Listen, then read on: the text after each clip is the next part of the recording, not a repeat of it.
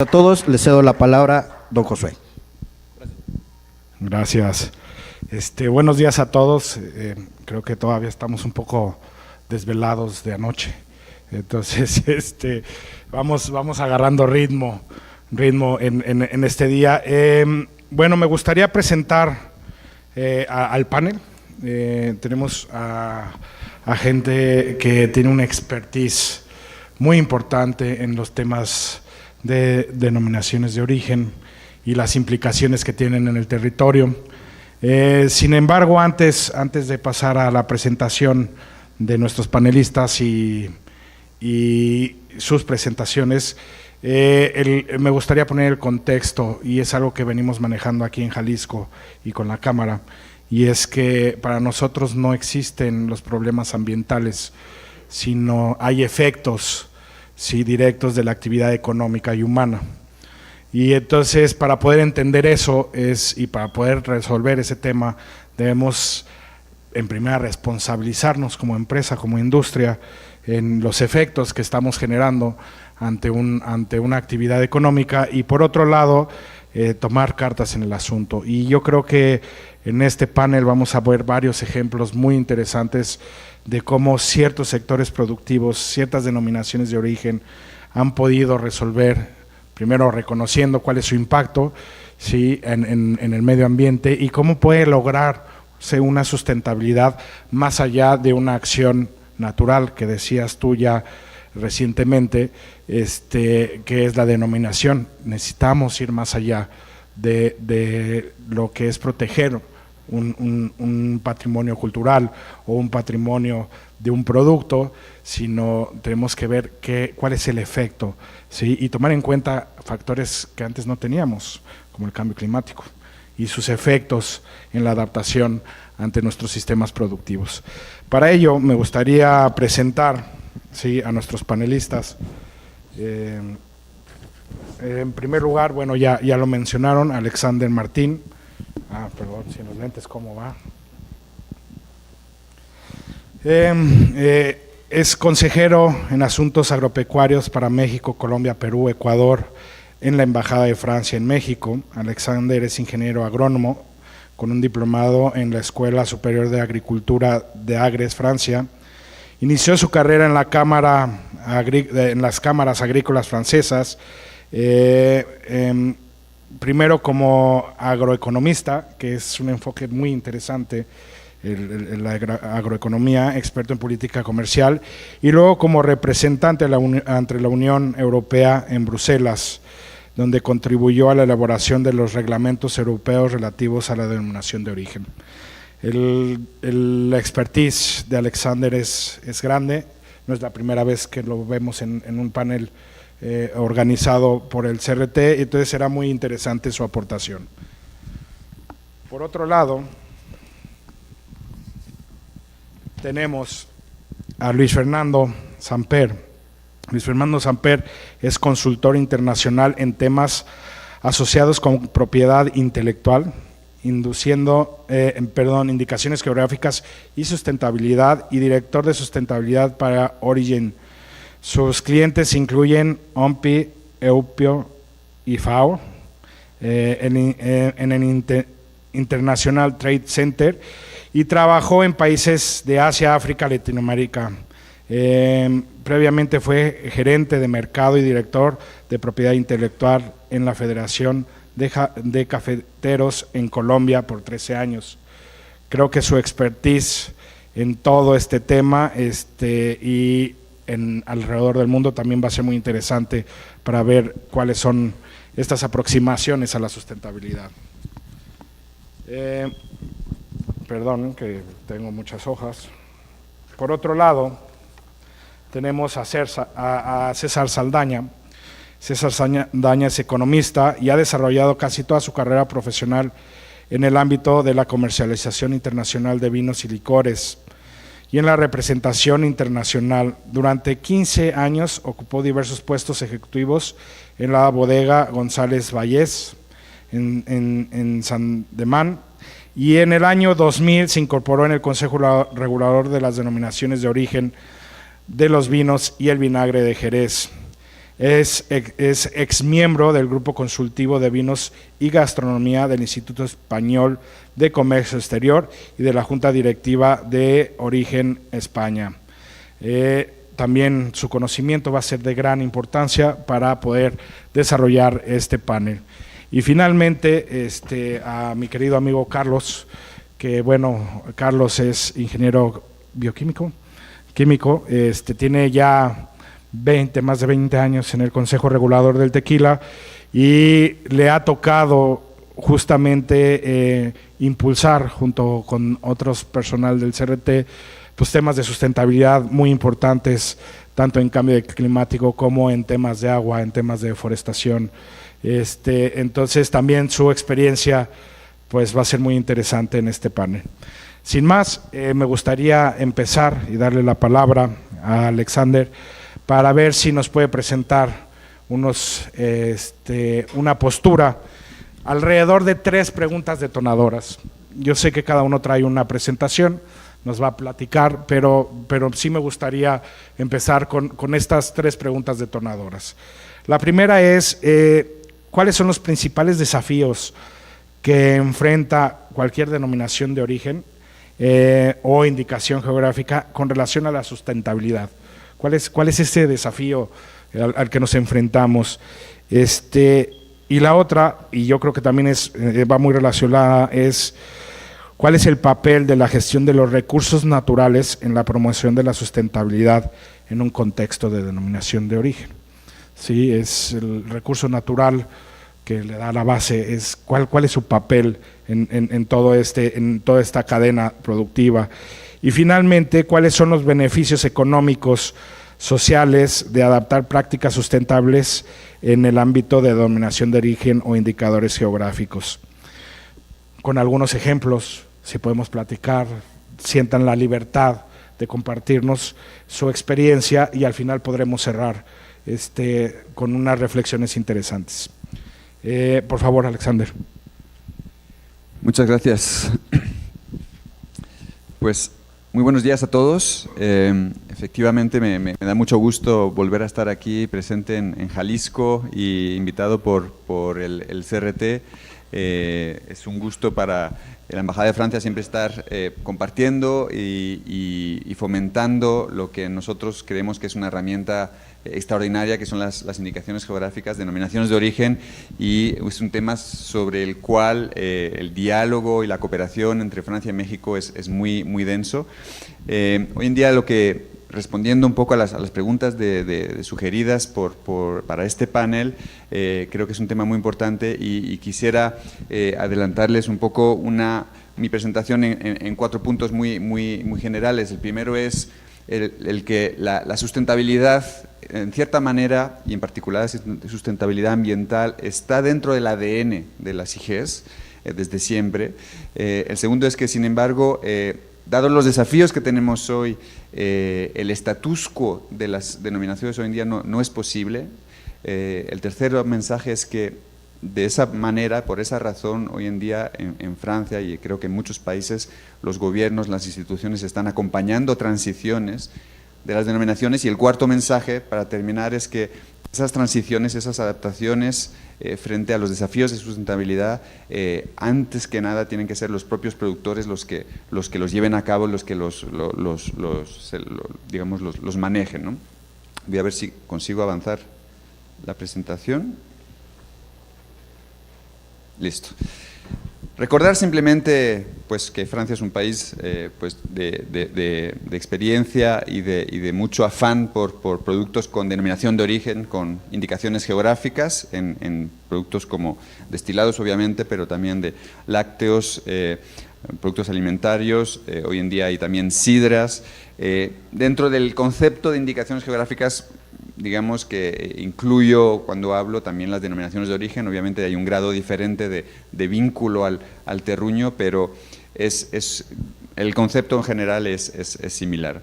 En México, obviamente, vemos que hay también un afán creciente para este tipo de figuras, y nosotros desde Francia le vemos muchísimo potencial a México en ese ámbito, y por eso siempre estamos muy felices de poder compartir esta experiencia. Primer mensaje, primer tema, como les decía, pues las indicaciones geográficas tienen la sustentabilidad grabada en su ADN. Sustentabilidad, sabemos, es un concepto que tiene ya años, digamos, tiene 3 pilares de la parte social, la parte económica, la parte ambiental, y esto cuando se le aplica a las indicaciones geográficas, pues vemos que precisamente es algo que lo tienen siempre grabado, ¿no? En la parte social, todas las indicaciones geográficas tienen una dimensión de transmisión de conocimientos tradicionales, de participación de los productores o comunitaria, de inclusión social, etcétera, de empoderamiento. En la parte económica, pues ayer el director de Cognac recordaba que para un producto como Cognac, el objetivo principal y central de la indicación geográfica es crear valor en el extranjero y que ese valor regrese al territorio, a los actores de la comunidad del Cognac, ¿no? Y el pilar ambiental, pues hoy en día es lo que vamos a ver, pero el vínculo fuerte entre los recursos naturales, que es una de las preguntas, y el territorio y el producto, está grabado en lo que es una indicación geográfica, y precisamente hoy en día es un concepto que también se encuentra en todos los conceptos de economía sostenible o de economía circular. Un ejemplo por el que voy a empezar y que voy a terminar también es el queso Comté. Creo que el director del Comté hubiera gustado mucho estar aquí hoy, pero tienen su asamblea general este mismo día, en este momento. El caso del Comté, temas de sustentabilidad que siempre han estado en su pliego de condiciones. La prohibición del ensilaje para la alimentación de las vacas, o el hecho de que el forraje es 95% de explotaciones del mismo Comté, ¿no? El hecho de el origen del forraje, del alimento, que tiene que ser 70% de la zona geográfica del Comté, y para algunos productos 100% tiene que ser de la zona, ¿no? El límite de la distancia entre las vacas y el lugar de producción del queso, que son 25 kilómetros, por ejemplo, o el límite que se le da a la producción anual de leche. Esos son límites que se han construido en el pliego de condiciones que los mismos productores se han impuesto a ellos mismos, originalmente no por razones de sustentabilidad, sino por razones de la calidad del producto, pero hoy en día coinciden con criterios ambientales, ¿no? Otro ejemplo, el Porc Noir du Bigorre, un cerdo que estuvo a punto de extinguirse, una raza que había prácticamente desaparecido, y las personas que lo salvaron a esta raza lo hicieron a través de un modelo precisamente de producción tradicional, como se ve también en algunos casos en España, muy extensiva. Entonces, gente que hizo esto, dijeron hace 20 años, nos decían, esto es imposible que la gente pueda vivir de esto económicamente. Hoy en día pues hay muchas familias que viven de esto, y son de las mejores carnes que se encuentran en Francia de cerdo, y es muy interesante. Y de hecho hay una raza criolla de cerdos en Yucatán, aquí en México, que está siguiendo el mismo camino, y estamos colaborando con ellos y en Colombia también. Entonces, estos son casos existentes, ¿no? Sin embargo, la pregunta es si es posible hoy en día mantener el status quo en las indicaciones geográficas. La respuesta es no, ¿no? Primero, recordando los desafíos, que son inmensos, y no voy a entrar en detalles porque tenemos poco tiempo, pero sí es importante que, dados los desafíos en temas de alzas de temperaturas, de calidad de suelos, de escasez de agua, de fenómenos meteorológicos y de todo el derrumbe de la biodiversidad que estamos conociendo, hay un consenso a nivel científico, a nivel internacional, muy fuerte sobre el hecho de que los sistemas alimentarios tienen que cambiar, y se necesita una transición. Y dentro de ellos, pues el tema de la producción en las denominaciones de origen no escapa a ello, ¿no? Otra razón es también el consumidor. Aquí aparece una figura de una encuesta que se hizo en el 2020 en Francia sobre cuál es el criterio de compra principal, y el criterio obviamente siempre está el precio, la calidad sanitaria. Nadie se quiere enfermar por lo que está comiendo ya hoy en día en nuestras sociedades, pero el impacto ambiental del producto es algo que está subiendo constantemente en los requisitos de los consumidores, desde luego en Europa y en muchos otros países. Y a la par de eso, existen hoy en día herramientas que mañana se van a imponer, y que mañana el consumidor va a saber cuando tiene una copa de café, cuando tiene una copa de vino, cuando tiene un queso, va a saber cuál es el impacto ambiental, va a haber mediciones de lo que es el impacto carbono, la huella de agua, etc. Entonces, mañana el consumidor va a tener esa posibilidad y ese criterio, y es algo que las denominaciones que no, digamos que no le presten atención a esto, probablemente tomen el riesgo de salir del mercado, ¿no? Entonces, no se puede estar en el status quo. Entonces, ¿qué es lo que se está haciendo? Pues el movimiento general en las indicaciones geográficas hoy en día ha empezado, desde luego. En Francia tenemos un instituto, el Instituto Nacional de las Denominaciones de Origen, y que está acompañando con herramientas que se van a platicar hoy, herramientas de Origin, de la FAO, a todas las organizaciones de indicaciones geográficas a través de encuentros regionales, a través de fichas pedagógicas sobre cómo evaluar las innovaciones agronómicas que permiten ir hacia procesos más sostenibles, y a través también de métodos, ¿no? Metodología de evaluación de la sostenibilidad ambiental y de estrategias luego de transición y de mejora. Algunos ejemplos, pero creo que mis compañeros de aquí del panel van a entrar mucho más en detalles, pero en el sector agrícola, ¿qué es lo que se tiene que mirar? Pues se mira todo, se miran variedades, manejo de hierbas, densidad de plantación, métodos de fertilización, uso de químicos, irrigación, modalidades de cosecha, se mira absolutamente todo para intentar mejorar los procesos, ¿no? Se ha mencionado ya en paneles de ayer, hoy en día se va a mencionar también, pero tenemos un reglamento europeo de muy reciente elaboración y evolución, en el que precisamente el tema de la sustentabilidad se refuerza, y con la posibilidad de que las organizaciones, los consejos reguladores puedan favorecer voluntariamente la sustentabilidad dentro de sus pliegos de condiciones. Y cuarto y último punto, es decir, obviamente todo esto es un movimiento, las instituciones lo acompañan, los gobiernos en algunos casos, pero en realidad la iniciativa tiene que seguir siendo la en mano de los productores. Es el caso para todas las problemáticas de indicaciones geográficas, según nosotros. Hay muy pocos casos de indicaciones geográficas que funcionen sin que haya una base de productores bien organizada, con una visión al futuro, pero en el caso de la sustentabilidad son temas estratégicos y tienen que ser los propios productores que se la apropien. Y vuelvo, terminando, al caso del Comté. El Comté está teniendo toda una reflexión para hacer evolucionar su pliego de condiciones, lo que aquí le llamamos la NOM, ¿no?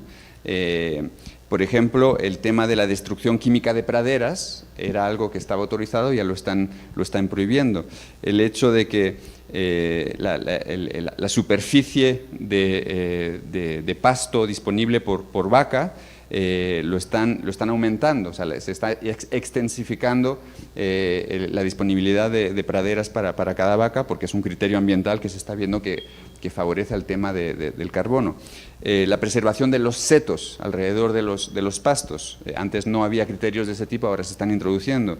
La vigilancia del esparcimiento, de la prohibición del esparcimiento de los lodos, están reforzando los criterios y las obligaciones, las exigencias a los productores sobre estos temas. Y otro caso es la limitación de la producción anual de leche, que decía que estaba limitada históricamente en esta indicación geográfica porque es un criterio de calidad. Ahora, por temas de sustentabilidad ambiental, lo están incluso aumentando esa exigencia, diciendo que un animal no puede producir más de 1,2 millones de litros por explotación. Entonces, son decisiones de los propios, en este caso ganaderos, con todo el consorcio del Comté. Eso es lo que les quería decir. Termino simplemente indicando que desde Francia, con organizaciones de investigación, el CIGAD y otros productores, organizaciones también de Suiza, existe un curso de capacitación que se organiza cada año, y resulta que este año está dirigido hacia América Latina y va a ser en presencial en Vélez, en Colombia, los 20 y 25 de mayo. El Ministerio de Agricultura de Francia tiene algunas becas que está ofreciendo para facilitar la participación, pero por favor, todas personas interesadas en participar, que tengan esa posibilidad, ahí tienen los contactos de las personas a las que se les puede contactar para ver, y tienen también el programa, y como digo, siempre con muchísimo gusto de compartir no solo los productos, pero también las experiencias entre ambos países. Muchas gracias.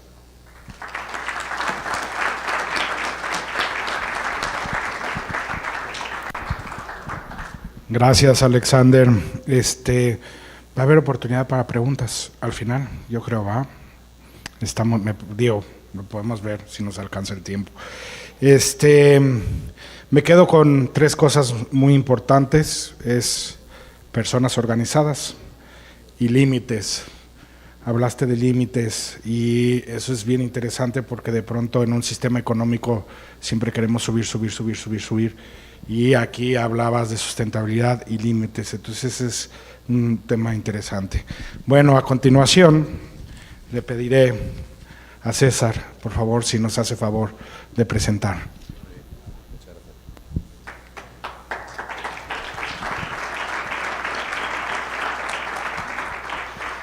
Buenos días a todos, muchas gracias por contar con Jerez para esta ocasión tan singular. Estoy encantado de estar aquí nuevamente en Guadalajara y desde luego mi felicitación más calurosa al CRT por estos 30 años y a la denominación Tequila por sus 50. A lo largo de mi presentación, lógicamente, ya que tengo la oportunidad, voy a presentar la denominación de origen de donde vengo, pero lógicamente en el contexto que se ha solicitado en esta mesa, que, bueno, contar un poco nuestra experiencia desde el punto de vista de la sustentabilidad. Así que, bueno, hablaré un poco de la historia de nuestra denominación y cómo en un determinado momento la creación de la denominación de origen, o sea, quiero decir, de la zona y del producto que nosotros elaboramos allí, y de cómo la creación de la denominación de origen tuvo mucho que ver con desafíos sociales, económicos, y ahora tiene que ver también con desafíos de carácter medioambiental. Y bueno, hablaré al final, aunque eso lo pasaré muy rápidamente, del nuevo contexto europeo en el que nuevamente la sustentabilidad pues tiene un papel muy importante.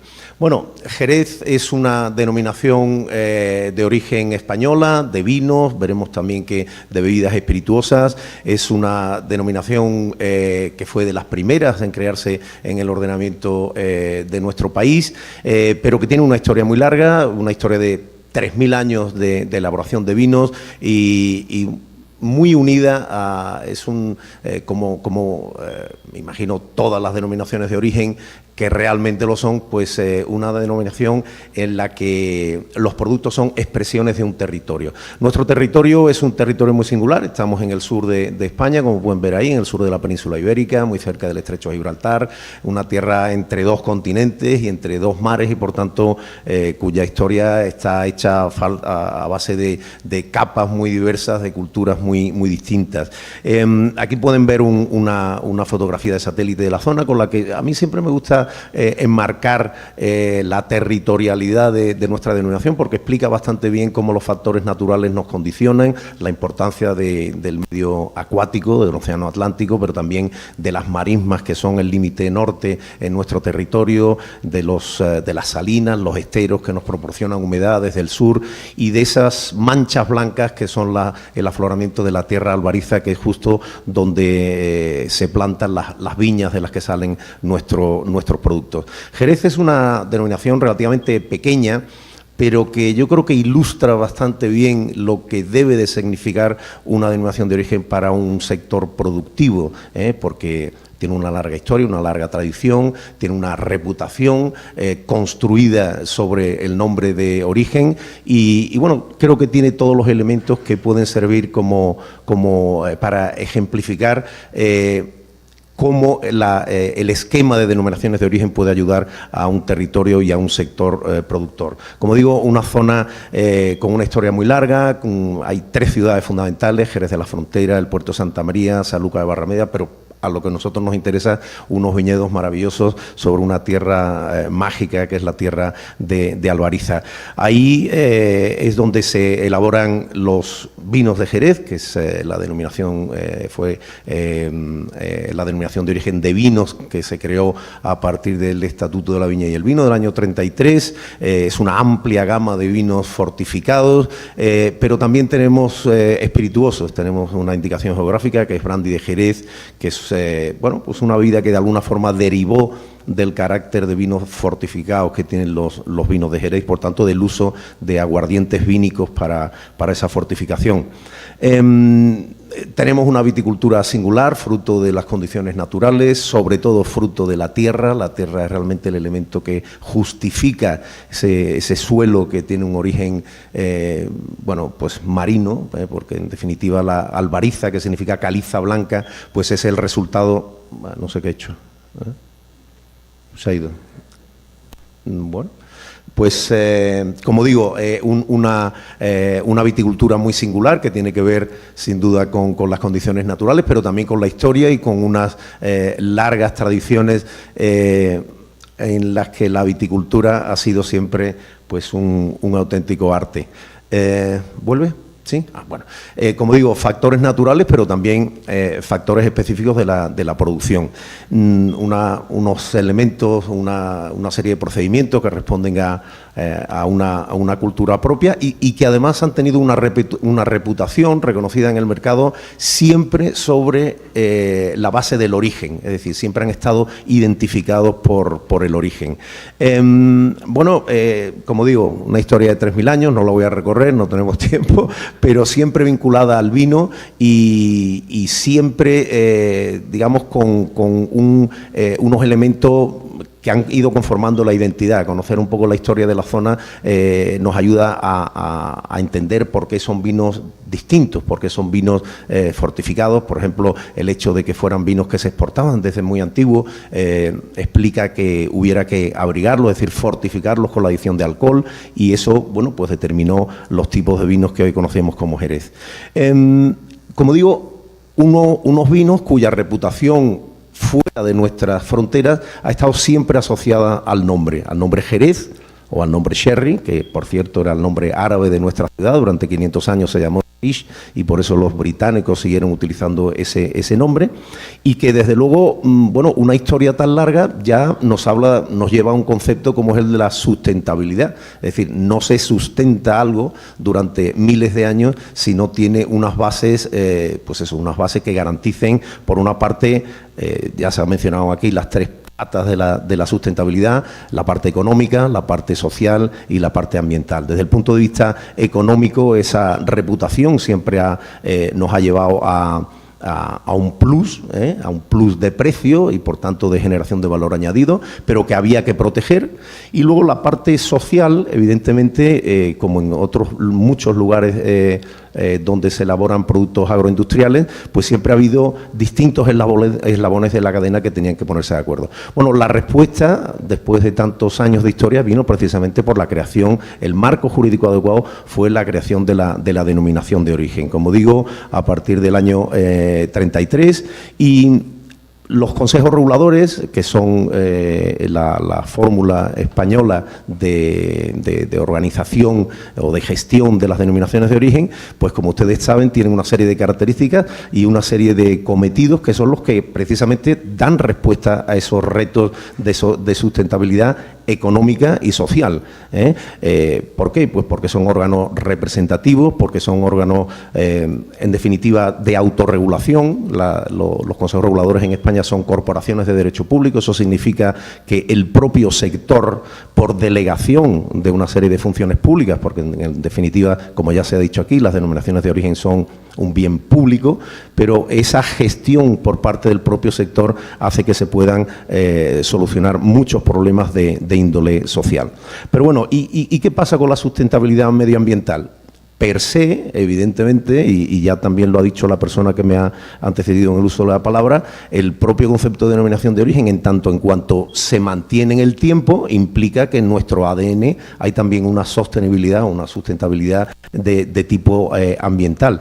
Algunas veces mediante respuestas tradicionales, por ejemplo, en el caso de Jerez, donde llueve una cierta cantidad de agua, que es más que suficiente, pero llueve a destiempo, llueve en invierno, cuando la planta está durmiendo, pues desde hace muchísimo tiempo labramos la tierra de una determinada manera y utilizamos un tipo de suelo que aprovecha cada gota de agua que cae del cielo. O, por ejemplo, ahora ante los nuevos retos que estamos teniendo con el cambio climático, ante el calentamiento global, la sequía, Bueno, pues estamos tratando de buscar en nuestra historia, estamos buscando variedades ancestrales, variedades que estaban en el marco de Jerez antes de la filoxera, para ver si algunas de ellas, y ya hemos encontrado algunas variedades, perfectamente, por tanto, aclimatadas a la tierra y a las condiciones locales, pero tienen un ciclo de vida más largo, tienen un ciclo de maduración más largo y, por tanto, pueden dar respuesta a uno de los problemas que estamos enfrentando, que es precisamente el hecho de que con las mayores temperaturas se están acortando los ciclos de maduración de las plantas. Así pues, respuestas que tienen que ver con la naturaleza y que tienen que ver con... Hay evidentemente gran cantidad de iniciativas privadas que estamos viendo en el marco de nuestra denominación. Por ejemplo, la iniciativa de la Federación Española del Vino para Bodegas for Climate Protection, en donde se analizan una serie de factores de eficiencia energética, reducción de gases de efecto invernadero, optimización del uso del agua, reducción de residuos, mejora de la biodiversidad, todo ello con el fin de dar una especie de sello de compromiso con la naturaleza. No voy a explicar otras muchas iniciativas que están ahora mismo en el ámbito de las distintas bodegas que forman parte de la denominación, pero simplemente concluiré con una idea. Bueno, esto me lo salto porque ya se ha hablado de cómo la sustentabilidad está en la nueva reforma que se ha hecho en la reglamentación de indicaciones geográficas de la Unión Europea, pero déjenme terminar simplemente con una idea. El gran reto que realmente están afrontando las denominaciones de origen con motivo del cambio climático, además de los retos que afronta cualquier sector agropecuario, cualquier sector agroindustrial, la sequía, en fin, todas estas cosas que ya se han mencionado, el gran reto es cómo nos adaptamos para mantener la identidad de nuestro producto en esas circunstancias. Les he dado algún ejemplo, la búsqueda de otras variedades de uva locales que tengan una mayor adaptabilidad, o por ejemplo, ese tipo de formas de labrar la tierra ancestral. Lo importante es que el cambio climático no nos haga cambiar los productos que ofrecemos al mercado, que esa identidad, que esa diferenciación que está en la base de lo que significa ser una denominación de origen se mantenga, que logremos encontrar fórmulas para seguir ofreciendo el mismo producto o un producto similar, una calidad similar que sea reconocida por el mercado. Muchas gracias.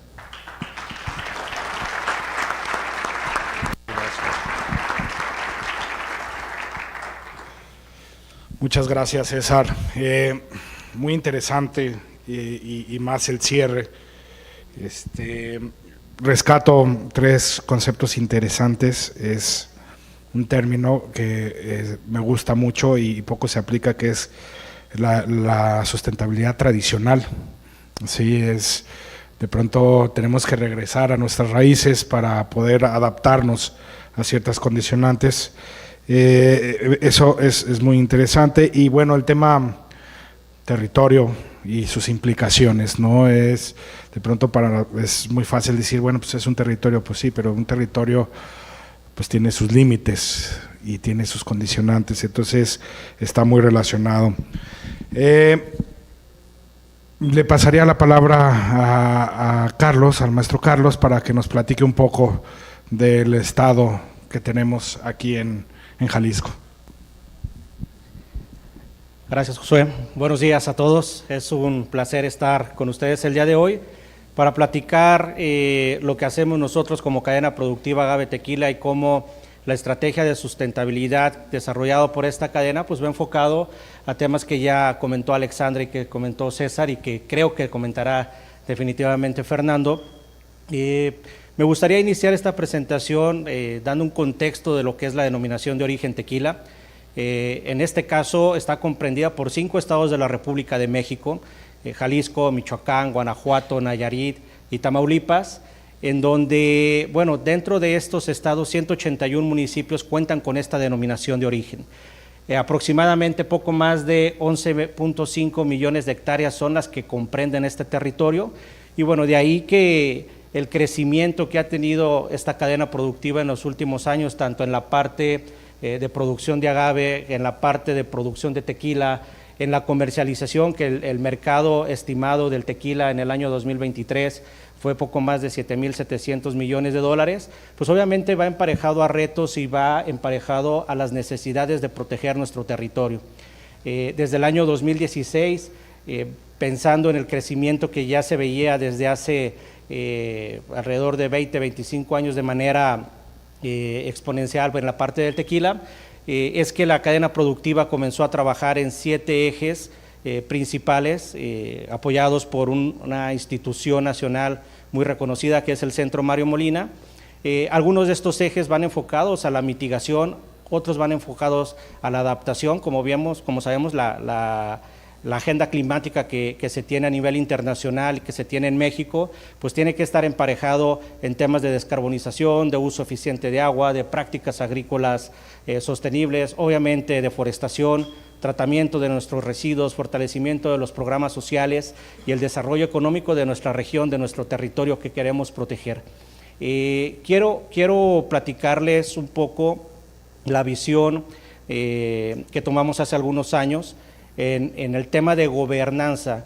Y sabemos, y nos lo han platicado, que a nivel internacional, la Unión Europea, el tema de sustentabilidad es un tema ya clave para las indicaciones geográficas y las denominaciones de origen, no solamente en el tema de un cumplimiento regulatorio, sino que las denominaciones de origen tienen que ir un paso adelante, buscando el proteger nuestro territorio y ser más ambiciosos en las acciones que se deben de tomar para protegerlos. En México, de manera muy particular, el gobierno federal es quien tiene la gobernanza sobre los temas ambientales, sobre los temas sociales.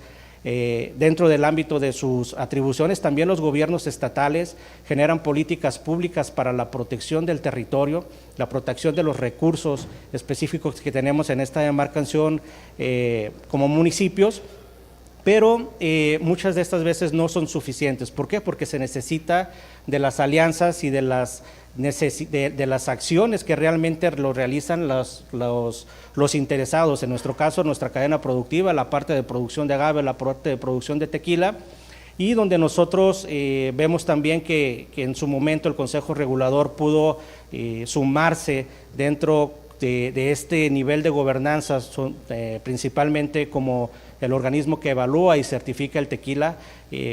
Buscamos o creemos nosotros que estos 3 pilares, tanto la regulación como la voluntad y la autorregulación de las cadenas productivas, así como la certificación y el desarrollo que buscamos para nuestro producto, es la única forma en la que podemos ver los beneficios tanto ambientales como sociales y económicos para nuestra región.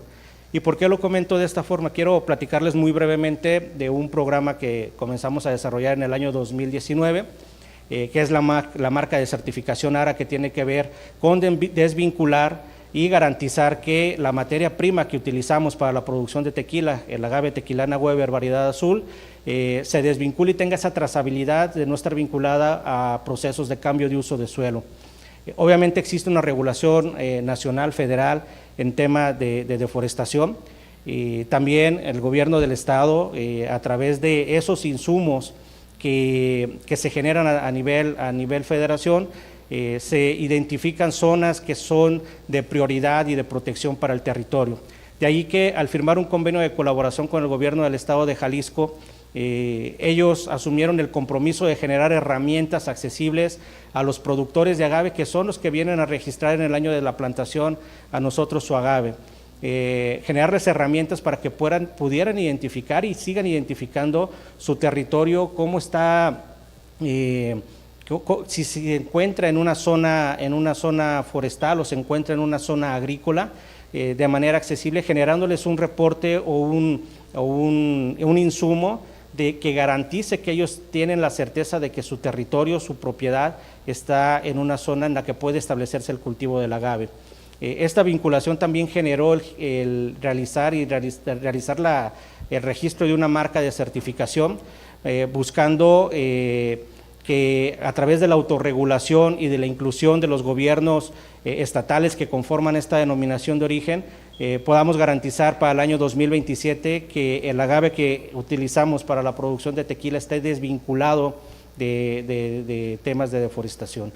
Y bueno, simplemente comentarles también algunos datos. Este programa inició en el año 2000, a finales del 2021 su ejecución. Y bueno, actualmente dentro del territorio comprendido de la denominación de origen tenemos alrededor de 5 millones de hectáreas que son compatibles para el cultivo del agave. Veían algunos datos en las láminas iniciales, son alrededor de 500,000 hectáreas las que se encuentran ahorita establecidas. Y bueno, a partir de que iniciamos este protocolo, nosotros con ese registro que se hace ante el Consejo Regulador podemos garantizar que desde la plantación del agave ya se tiene una evaluación por parte de los productores de agave de que su territorio, su plantación está desvinculada de estos procesos.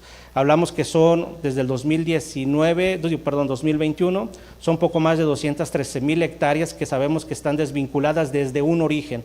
Obviamente las plantaciones que se establecieron anterior, la gran mayoría de estas plantaciones están desvinculadas, pero lo que vamos a generar nosotros es que cuando se vuelvan a establecer estas nuevas plantaciones estén desvinculadas porque tienen que presentar ese reporte de compatibilidad como en una zona apta para establecer el cultivo. Algunos de los datos que hemos o de los indicadores que medimos nosotros van enfocados a las hectáreas evitadas con un posible cambio de uso de suelo. Si no tuviéramos este tipo de mecanismos en colaboración con los gobiernos estatales, con el gobierno federal, obviamente la autorregulación que toma la agroindustria tequilera y la trazabilidad que le damos nosotros como Consejo Regulador como parte de esta gobernanza de este tipo de programas. Actualmente se cuenta con poco más de 1.7 millones de litros de tequila que está certificado y que que ya se encuentra comercializándose con un sello distintivo de ARA dentro de la botella. Y uno de los temas es que esta certificación, este proceso no tiene costo ni para los productores de agave ni para los productores de tequila, ya que está vinculada a la misma evaluación de la conformidad que realizamos nosotros como Consejo Regulador del Tequila. Y bueno, como este ejemplo, solamente de manera general quiero comentarles que con los gobiernos estatales estamos trabajando en temas también de mitigación. Aquí en Jalisco existe una alianza empresarial por el clima, buscando la descarbonización, trabajar en temas de agua y de economía circular, pero no solamente de tequila, porque estos conceptos de cambio climático y de vulnerabilidad pues nos incluye a todos los sectores productivos que estamos en una región. Es por eso que nosotros en alianza con otros sectores productivos estamos sumando los esfuerzos de esta cadena productiva agave tequila, de esta denominación de origen, a los productos que se encuentran alrededor para seguir protegiendo nuestro territorio. No somos aislados de las actividades económicas que se realizan y es por eso que buscamos estar apoyando y fortaleciendo las acciones que realizan otros sectores y las acciones que realizamos nosotros para proteger a nuestra denominación de origen. Bueno, sería la información que tengo preparada para ustedes. Muchas gracias.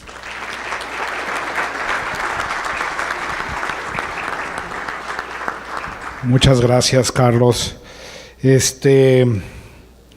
Me quedo con dos cosas interesantísimas también. Gobernanza sustentable. No es lo mismo gobernabilidad que gobernanza.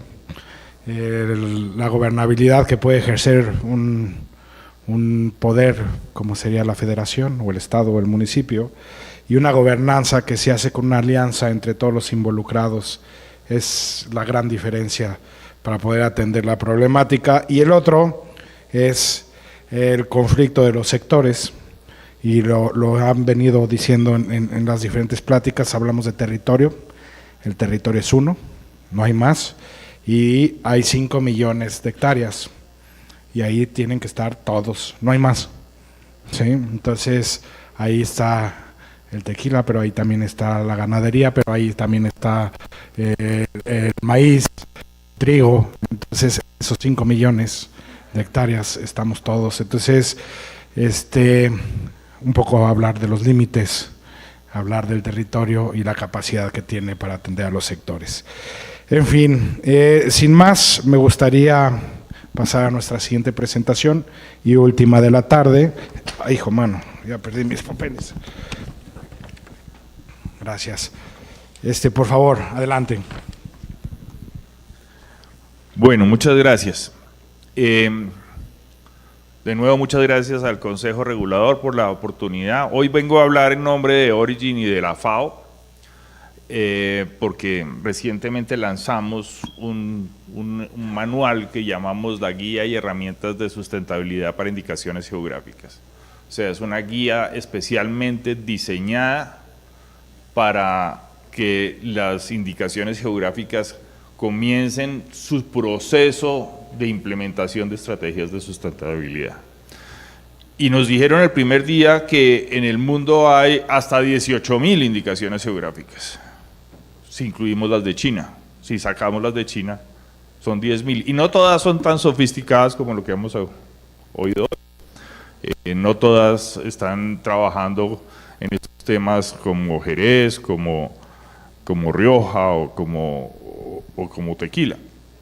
Y todas necesitan empezar ese proceso en diferentes niveles de sofisticación y de avance. Entonces la guía busca precisamente ayudar a que las indicaciones geográficas de diferentes geografías, diferentes productos y diferentes niveles de sofisticación empiecen su camino de definir su sustentabilidad.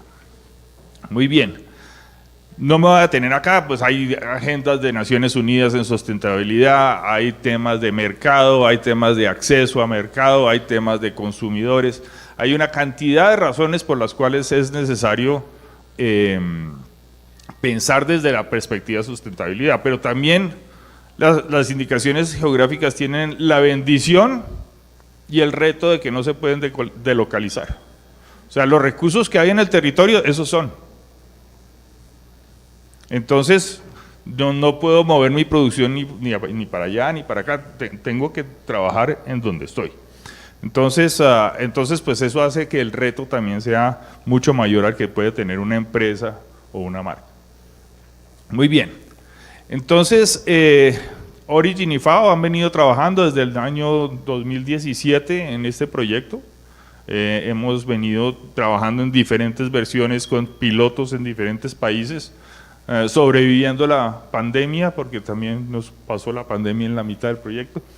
Y bueno, lo que queremos es empezar a definir prioridades, a entender prioridades, a responder a las limitaciones y que tengamos un proceso suficientemente sólido, basado en ciencia, basado en lo que tienen expertos y con un menú de indicadores, que construimos una base de datos de 442 indicadores de sostenibilidad para que las indicaciones geográficas escojan cuáles son los más relevantes para su situación, para su producto, para su contexto. Fue publicado precisamente este mes. Yo creo que esta presentación va a ser difundida y entonces ahí está el link, pero en FAO le buscan en Google ayuda también en este tema, obviamente, para encontrar la guía si la quieren bajar. Muy bien, ¿cómo la desarrollamos? Tuvimos reuniones de expertos a lo largo de varios años, tuvimos contribuciones de diferentes universidades italianas, del ENAO desde luego, ya se mencionó de entidades de Suiza y también el Consejo Regulador del Tequila estuvo involucrado, así como otros consejos reguladores como el de Comté, que también ya lo mencionaron. Y lo hicimos primero escogiendo cuál era la metodología más apropiada, que más se acercaba a lo que queríamos. Hicimos una revisión de hasta 86 fuentes y sistemas o metodologías o marcos de sostenibilidad. Hicimos algunos pilotos, algunos fueron en Colombia precisamente porque la pandemia no nos dejaba viajar. Y después hicimos una revisión de expertos en todo lo que tiene que ver con las bases de datos de indicadores, indicaciones geográficas, perdón.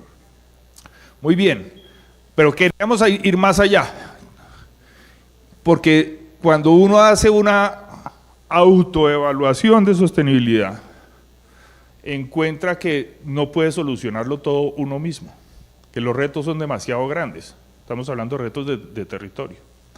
Entonces, a la vez que buscábamos esa autoevaluación, buscábamos formas de buscar aliados de identificar aliados, gente que tuviera los mismos intereses, que tuvieran los mismos retos, o que concibiera que tenían los mismos retos, ya sea en la cadena de valor del producto, o ya sea autoridades, entidades de cooperación, etcétera, etcétera. ¿Para qué? Para poder iniciar diálogos de alianzas para solucionar los retos de sostenibilidad identificados.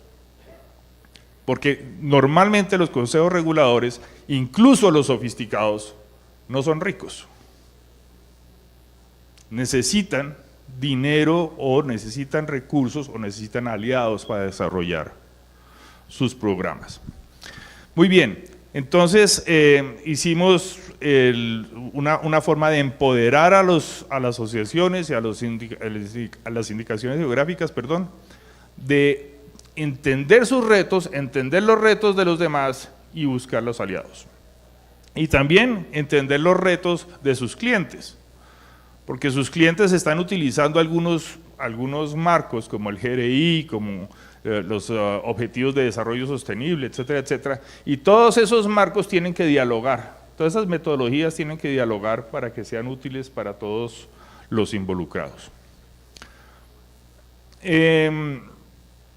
No solo sirve la guía para indicaciones geográficas, también puede servir para cooperativas, para cualquier esfuerzo colectivo, diría yo, cualquier esfuerzo de naturaleza colectiva, porque aquí no se trata de una empresa ni de un individuo. Y quizá lo más importante es que es importantísimo consultar las prioridades de los productores, porque a veces nos definen la sostenibilidad en función de la prioridad del activista en el mercado de consumo y esa prioridad puede ser no relevante para el productor. Un ejemplo, Café de Colombia hace 10 años más o menos o algo más tuvo un ataque de un hongo que básicamente disminuyó la producción en la mitad de Colombia.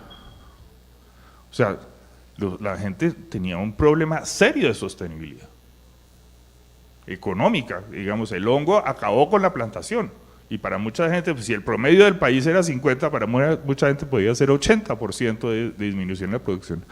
Pero los certificados de sostenibilidad decían que ese producto era sostenible, porque no tenían en cuenta lo del hongo, no tenían en cuenta la prioridad del productor frente a los temas fitosanitarios. Lo que importaba era otros temas.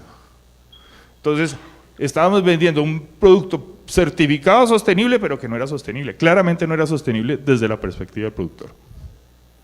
Entonces, hay que hacer una consulta, lo que llaman en el argot del bottom-up o de abajo hacia arriba, para entender las prioridades del productor, no solamente las prioridades del mercado.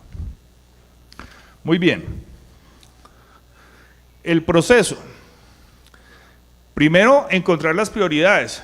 Entonces, la primera pregunta que nos hacía el moderador, ¿cuáles son las prioridades? Pues hombre, hay que identificarlas, no todas son iguales, no todos los contextos son iguales. Una cosa es producir en una zona del sur de España que tiene, digamos, un tema de agua que hay que saber manejar, y otra cosa es producir, digamos, en la cuenca del Amazonas. Son dos elementos muy diferentes, entonces las prioridades no necesariamente son las mismas para los territorios.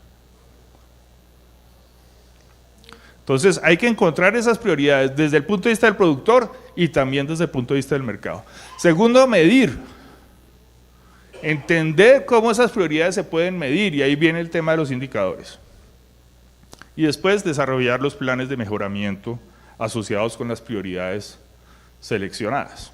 Perdón que esta lámina está en inglés, pero pues estamos traduciendo esto a francés, creo que con colaboración del INAO, y a español estamos esperando algunos recursos para empezar a traducirla a español, creo que italiano también. La guía contiene 8 pasos, a través de los 8 pasos tenemos diferentes énfasis en comunicación interna, para enganchar a los mismos productores, para que los productores mantengan su compromiso con la sostenibilidad, pero también comunicación externa hacia los posibles aliados y hacia los clientes y hacia la cadena de valor. y también da algunas herramientas de desarrollo de proyectos, notas de concepto de proyectos para empezar a hacer esas alianzas. Esta es la tabla de indicadores que les mencioné, son 442 indicadores y tiene una tabla de indicadores para gobernanza.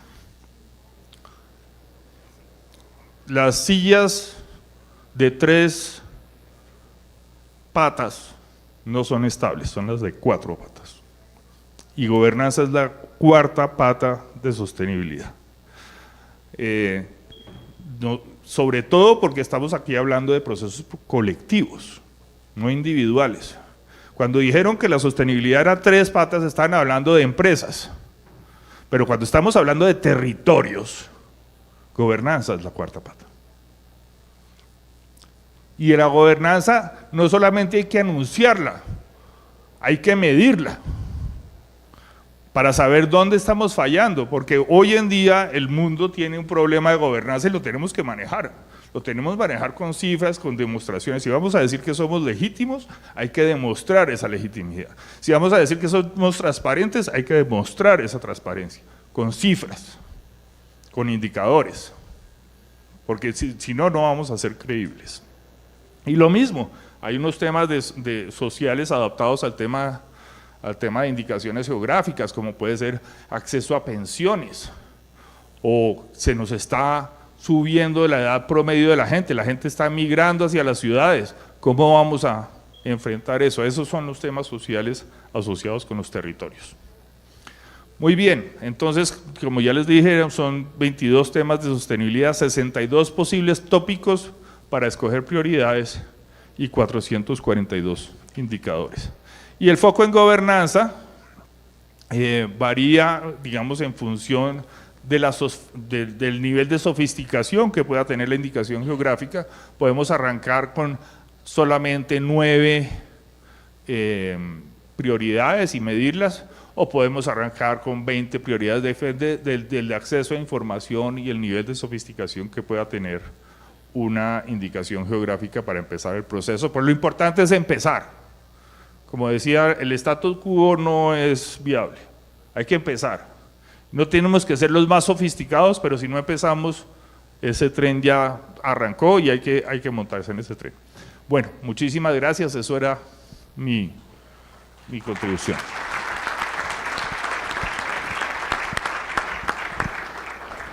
Muchas gracias, Luis. Interesante también cómo cerramos esta plática, y nuevamente rescato 3 cosas que me parecen importantísimas. Y la primera es, empezando con el título de la presentación, es herramientas. Las herramientas para la sustentabilidad son fundamentales. A partir de ahí generas formas de medir si estoy haciendo o no estoy haciendo bien las cosas. Eso también es bien importante, porque si no reconocemos dónde estamos fallando, no podemos llegar a una sustentabilidad. Y la autoevaluación. No hay como la autocrítica para poder mejorar en cualquier sector. ¿Tenemos tiempo? ¿No tenemos tiempo? Ya nos quedamos sin tiempo, ¿sí? Ya tenemos que cerrar aquí, desgraciadamente, pero aquí afuera hay café, entonces podremos seguir platicando, porque nos da para esto y mucho más, todo lo que nos presentaron. Les agradezco a todos su presentación. La sustentabilidad es compleja, el tema es muy complejo, sabemos que, se dice fácil, aparece en todos los libros de texto, pero llegar a hacerlo no es tan sencillo, y más en estos tiempos donde ya no nomás es pensar en mi propia sustentabilidad de una denominación de origen, sino tengo que pensar cómo me voy aliando con mis vecinos. Muchas gracias a todos por su atención.